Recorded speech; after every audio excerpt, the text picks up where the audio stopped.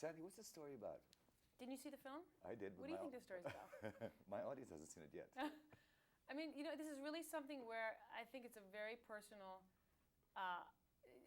I could put my points of views on this film, which are completely different than Ben's, which are completely different than Bronwyn's. I mean, if I put it in a nutshell, I would be doing it a disservice. But it's essentially about a man on his way down to get married, and the forces of nature that he encounters, which one of them happens to be me, which is completely opposite of anything he's been around, and who makes him question whether or not the decision he's getting ready to make is right. What does your character represent? Freedom? No, actually, in an odd way. I mean, she's incredibly free, seemingly by her actions and her, you know, how wild she is. But she's actually shackled more so than he is, because her freedom is motivated by fear and insecurity, and sort of a fear of stopping and having to deal with the fact that she might not be worth a thing. And what does he represent in her life? Learning how to love somebody and taking the chance of stopping and really committing to something without the fear of being left. It's not the fact that you might be left. It's if you're going to keep running, you'll never know what it's like to be stood by. And he shows her what it's like to stand by somebody you love.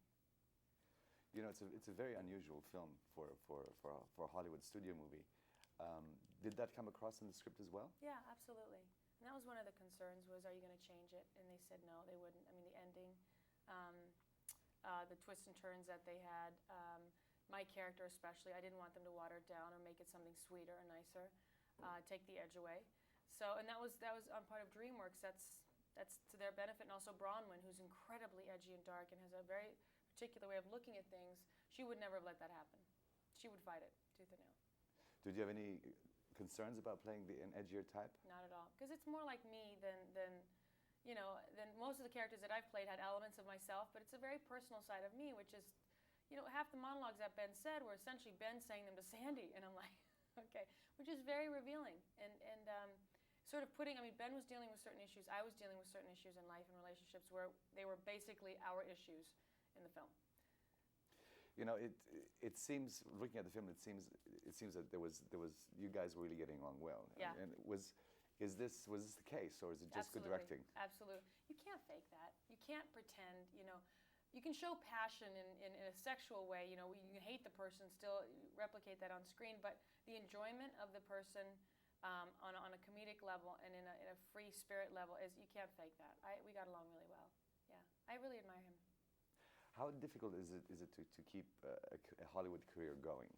You know, I think it's hard if you see it that way, of wanting to keep that Hollywood career going. I think if you just make choices of, I learned that lesson the hard way. You know, other people wanted that Hollywood career going. I just wanted my career, which that I learned was not the typical way that the Hollywood career would go, and that's what's good for me.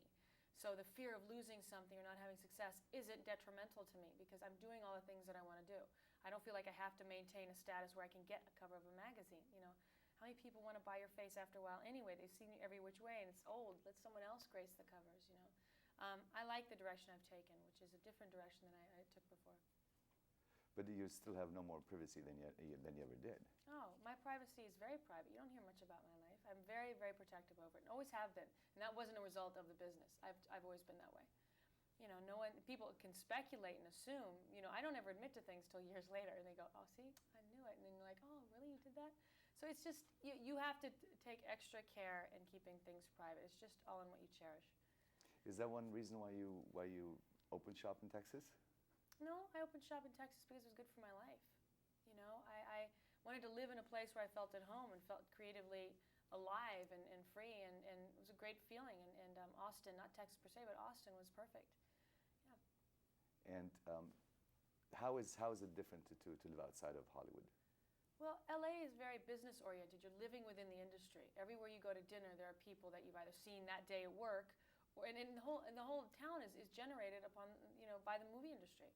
So you feel that energy. You don't feel like you're going to be surprised by someone that does something completely different and can make you grow and change. Whereas Austin is primarily music driven.